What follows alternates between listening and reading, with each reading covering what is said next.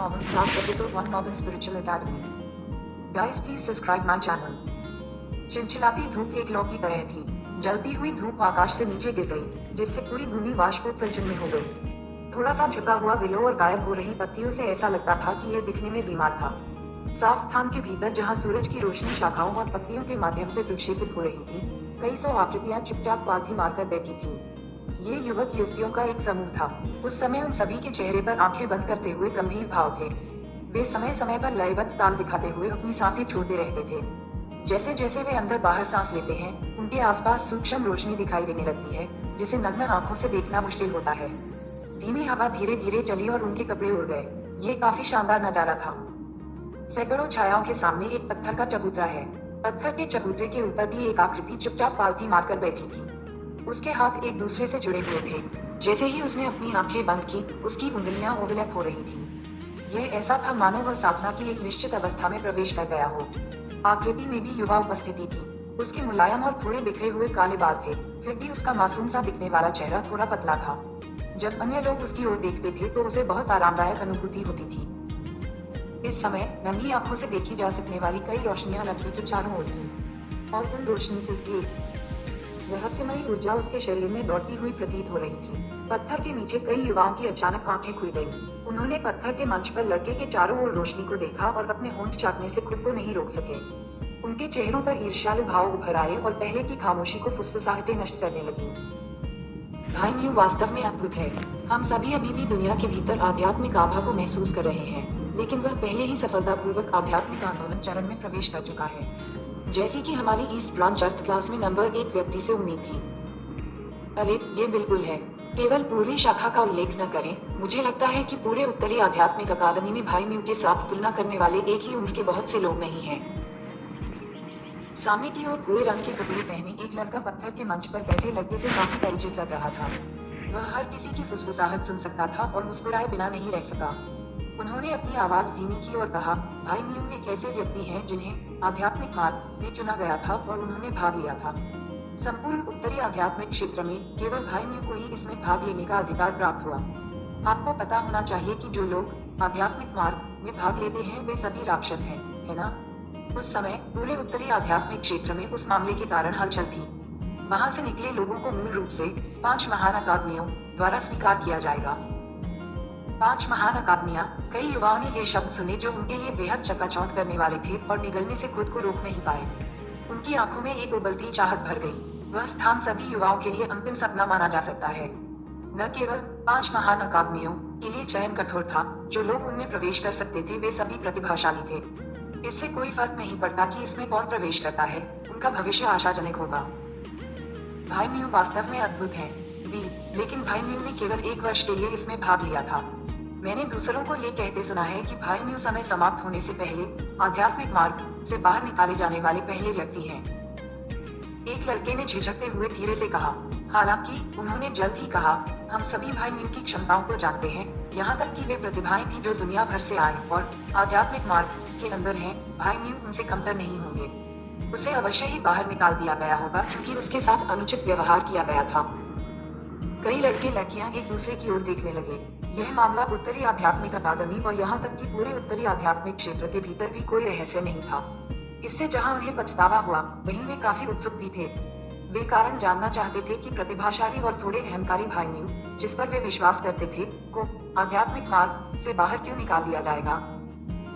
भूरे कपड़ों में लड़के ने अपने होंठ थपथपाए और अस्वीकृति में कहा, हम ऐसा होना चाहिए कि आध्यात्मिक मार्ग के लोग भाई म्यू से ईर्ष्या करते थे और उन्होंने उसे बाहर निकालने के लिए विभिन्न तरीकों का इस्तेमाल किया।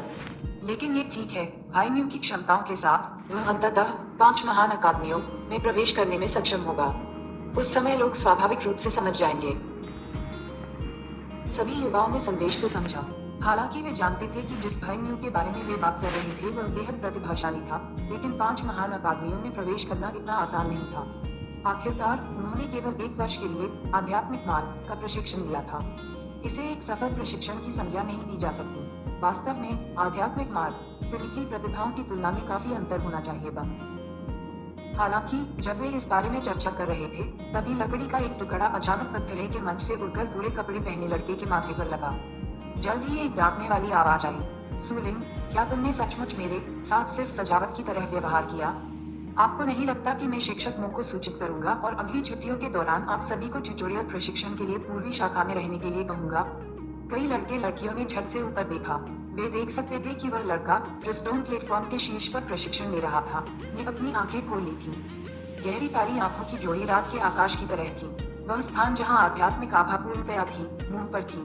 इसमें हल्की सी मुस्कान दिख रही थी। मुस्कान गौर उज्जवल थी और एक अंतिम स्पर्श की तरह इसने लड़के के चेहरे को और अधिक सुंदर बना दिया। उन्हें यह स्वीकार करना होगा कि लड़के में काफी रुचि थी। हे भाई न्यू, मत करो। आखिरकार हमें छुट्टी मिल गई है। मैं अभी भी कुछ मनोरंजन के लिए वापस जाना चाहता हूँ। अगर मेरे पिता को पता चला कि मैंने ऐसा अपमानजनक काम किया है, तो वह निश्चित रूप से मुझे पीट पीट कर मार डालेंगे। बुरे कपड़ों में लड़के ने अपना माथा पकड़ लिया और मुस्कुरा दिया। आसपास के लड़के लड़कियां सभी हंसी की आवाजें निकाल रहे थे, जिससे माहौल काफी जीवंत हो गया था। तुम्हें यह भी पता है कि तुम्हारे पिता काफी शातिर हैं। यदि आप 3 महीनों में आध्यात्मिक आंदोलन चरण में आगे बढ़ने में सक्षम नहीं हैं, तो आप बस हिट होने की प्रतीक्षा कर रहे हैं। न्यू चेन नाम के लड़के ने अपना सिर हिलाया और आह भरते हुए कहा, आध्यात्मिक आंदोलन चरण में आगे बढ़ना इतना आसान कैसे है? मैं आपके जैसा राक्षस नहीं हूँ, भाई न्यू, जो लापरवाही से आध्यात्मिक मार्ग में भाग ले सकता हूँ। सुलिंग ने अपना मुंह बाहर निकाला और तुरंत अपना मुंह बंद कर लिया। हालांकि यह मामला पूरे उत्तरी आध्यात्मिक क्षेत्र में कोई रहस्य नहीं था और न्यू चेन ने इसे मना नहीं किया था, लेकिन बाहर निकाले जाने का मामला कोई गौरवशाली कार्य नहीं था।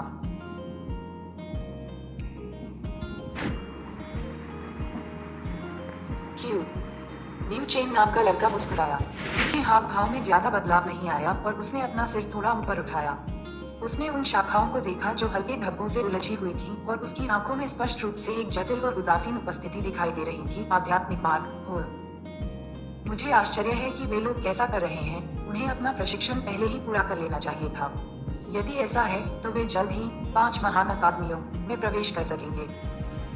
वह भी। न्यू चेन ने अपने होंठ काटे। काली पोशाक में एक लड़की, जिसका चेहरा ठंडा और सुंदर है और साथ ही उसका शरीर पतला है, जो किसी भी समय अपनी पीठ पर गहरी काली लंबी तलवार लेकर चलती थी। ये बात उसके दिमाग में कूंद गई। जैसे ही खूबसूरत लड़की की छवि हिली, उसके चमकीले चांदी के बाल जो दुधिया रंग की तरह चमक रहे थे, हवा के साथ नाच रहे थे। ये रहस्यमय और ठंडी लड़की थी, जो प्रशिक्षण शुरू करने के बाद दूसरों को ऐसा महसूस कराती थी जैसे वह पागल थी, जिसने उसे मारने के लिए आध्यात्मिक मार्ग पर आधे साल से अधिक समय तक उसका पीछा किया था। इसके पीछे वजह ये थी कि उन्होंने एक बार उसे बचाया था। यही कारण था कि न्यू चेन ने अपने होंठ काटे। हालांकि जब अंततः उसे जाने के लिए मजबूर किया गया, तो वह पहली व्यक्ति थी जिसने बिना किसी हिचकिचाहट के अपनी तलवार लहराई और सामने वाले व्यक्ति को रोक दिया। चेहरे के बारे में सोचते हुए, जिसमें कभी भी अभिव्यक्ति का कोई संकेत नहीं था और जो एक आपदा का कारण बनने की क्षमता रखता था, एक मामूली ठंडा हत्या का इरादा प्रदर्शित करता था, न्यू चेन विरोध नहीं कर सका और एक अचेतन में गिर गया। कितना उदासीन।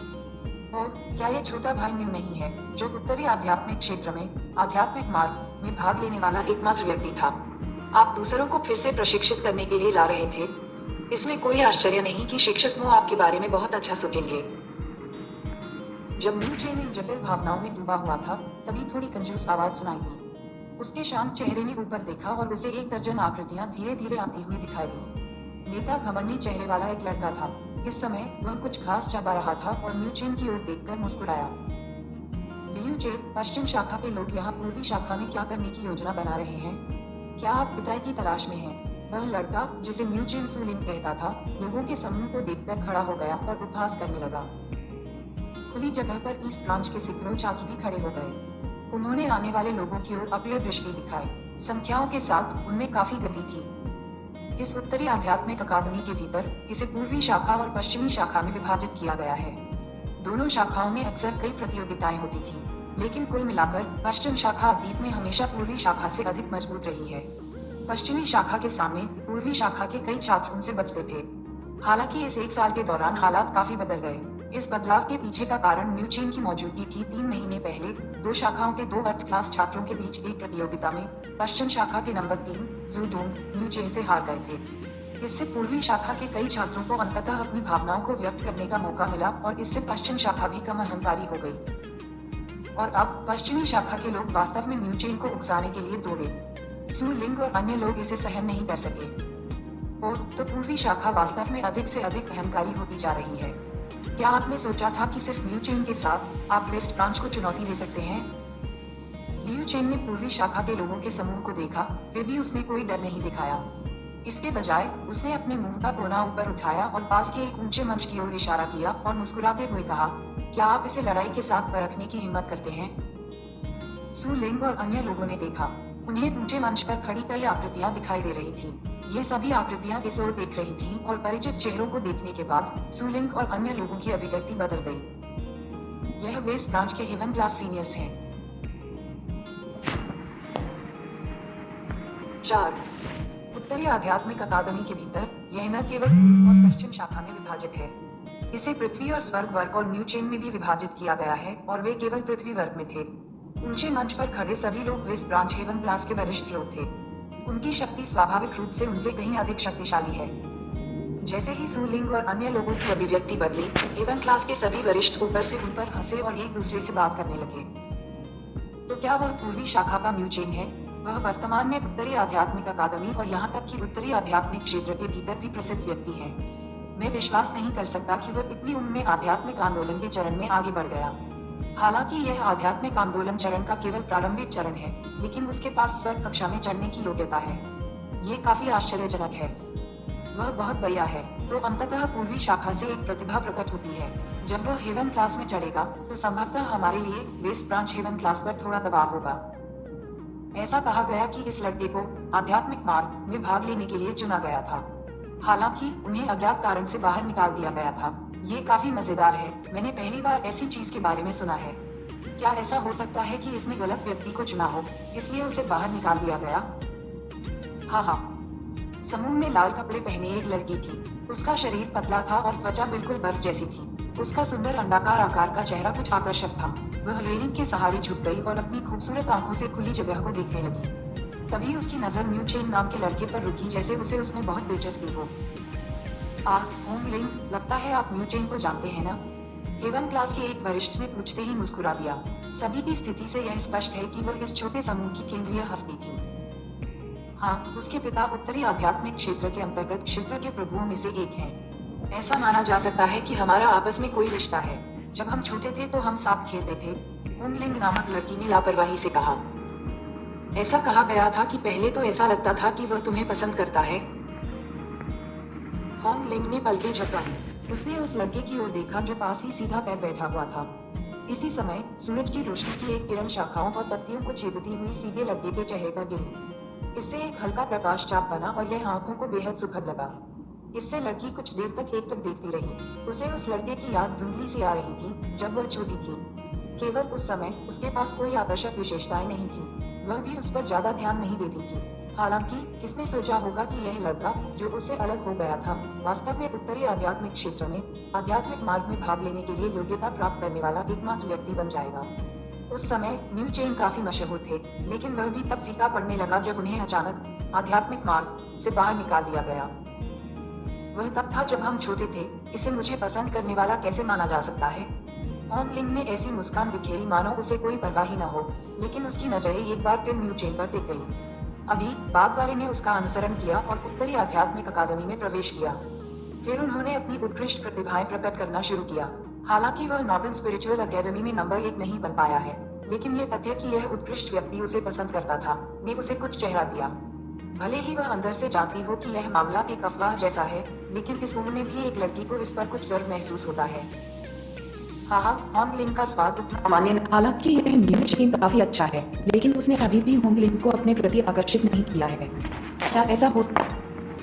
होंग लिंग ने ऐसी मुस्कान बिखेरी मानो उसे कोई परवाह ही न हो, लेकिन उसकी नजरें एक बार फिर म्यू चेन पर टिक गईं। अभी बाद वाले ने उसका अनुसरण किया और उत्तरी आध्यात्मिक अकादमी में प्रवेश किया। फिर उन्होंने अपनी उत्कृष्ट प्रतिभाएं प्रकट करना शुरू किया। हालांकि वह नॉर्दर्न स्पिरिचुअल अकेडमी में नंबर 1 नहीं बन पाया है, लेकिन यह तथ्य कि यह उत्कृष्ट व्यक्ति उसे पसंद करता था ने उसे कुछ चेहरा दिया। भले ही वह अंदर से जानती हो कि यह मामला एक अफवाह जैसा है, लेकिन इस उम्र में भी एक लड़की को इस पर कुछ गर्व महसूस होता है। हाँ, होंग लिंग का स्वाद उतना सामान्य नहीं है। हालांकि यह म्यू चेन काफी अच्छा है, लेकिन उसने अभी भी होंग लिंग को अपने प्रति आकर्षित नहीं किया है। क्या ऐसा हो सकता है कि आपने यह नहीं देखा कि लिंग शियू भी असफल हो गई? वह एक शानदार व्यक्ति है जो उत्तरी आध्यात्मिक अकादमी में 7वें स्थान पर है। वह पहले ही आध्यात्मिक आंदोलन के मध्य चरण में आगे बढ़ चुका है।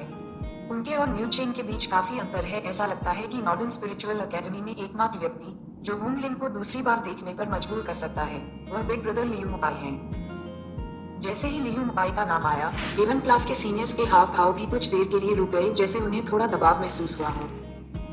उत्तरी आध्यात्मिक अकादमी में प्रथम स्थान पर रहे लियू मुबाई, उनके पिता भी उत्तरी आध्यात्मिक क्षेत्र में सबसे बड़े क्षेत्र के स्वामी हैं और वह अपनी महान ताकत के लिए प्रसिद्ध थे।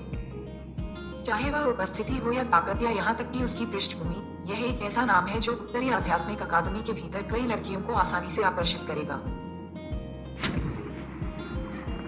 वेस्ट ब्रांच के छात्रों की नजर में हर कोई जानता था कि लियू मुबाई और होंग लिंग काफी करीब थे। हालांकि उसने अभी तक पश्चिमी शाखा के गौरवपूर्ण फूल को नहीं तोड़ा है, लेकिन ऐसा होने से पहले ये बस समय की बात होनी चाहिए। यदि न्यू चेन को आध्यात्मिक मार्ग के परीक्षण से सफलतापूर्वक गुजरना पड़ा और 5 महान अकादमियों में प्रवेश करने की योग्यता प्राप्त हुई, तो वह प्रसिद्धि स्वाभाविक रूप से लियू मुबाई से आगे निकल जाएगी। दुर्भाग्य से उसे किसी तरह वहां से बाहर निकाल दिया गया। परिणाम स्वरूप चाहे कोई भी हो, जब वे उन दोनों की तुलना करते थे तो वे केवल न्यू चेन पर हंसते थे। Please guys subscribe my channel and like the video.